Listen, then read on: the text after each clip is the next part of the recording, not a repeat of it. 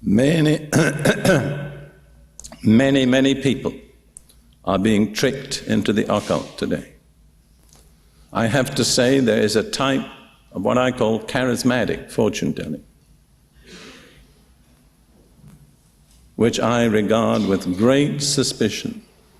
Sometimes it'll be true, and sometimes it won't.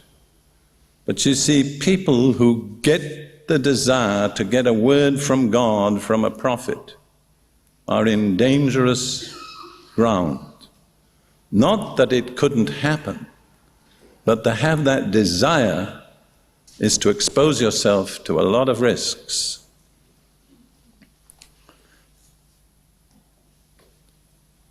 I want to give you now just a list of some people who are candidates for deception.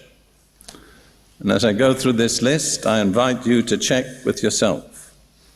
It's not a complete list, but at least it gives you some idea. Here they are, candidates for deception. Those who rely only on subjective impressions. Well, when that brother prophesied over me, I felt so good, I know that must have been from God. You don't know. And it's very dangerous to assume you do. There are a lot of other tests you have to apply. Second lot, those who look only to human leaders. If a certain man says it, they believe it. That's very dangerous. There are no infallible human leaders, and I'm not one. I don't want people believing it because I say it. I think those of you that know me, I'm always careful to direct people to Scripture and not to my subjective impressions. Third category, those who accept supernatural signs as a guarantee of truth. Jesus himself said that false prophets will arise and show great signs and wonders, but they're false prophets. So the mere fact that something supernatural takes place is not by itself a sufficient guarantee that the person who produces it is a true prophet. The next category are those who through personal ambitions are susceptible to flattery. Because you know what I said about flattery? The one who flatters his neighbor with his mouth spreads a net for his feet. Not being preachers, most of you, you don't know how preachers like to be appreciated. And that's reasonable, that's perfectly fair. But the problem is that sometimes we look for appreciation in the wrong place. And by desiring to be appreciated, we get ourselves hooked on something we shouldn't be involved in.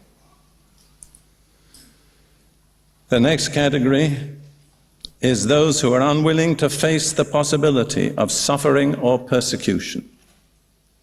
Sooner or later, they are bound to be deceived, because the Bible warns us so clearly we must expect to face suffering and persecution.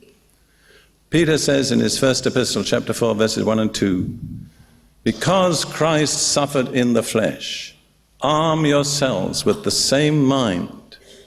In other words, be prepared for suffering. My comment on that is that a large number of God's people today are being sent out unarmed. They haven't seen this fact that suffering happens. It's part of the Christian life. It's part of God's way of dealing with us. And anybody who only promises good, I could say without qualification, is a false prophet. And then, finally, those who are ignorant of Scripture. Now, there are people in remote countries or persecuted situations where they don't have a Bible, they just have a word. God will be merciful to them. But for you and me who have the whole Bible easily available, if we don't study our Bibles, we are candidates for deception. We deserve to be deceived. Let me give you that list again without comment. Number one, those who rely on subjective impressions. Number two, those who look only to human leaders. Number three, those who accept supernatural signs as a guarantee of truth. Number 4, those who through personal ambition are susceptible to flattery. Number 5, those who are unwilling to face the possibility of suffering and persecution. And number 6, those who are ignorant of Scripture.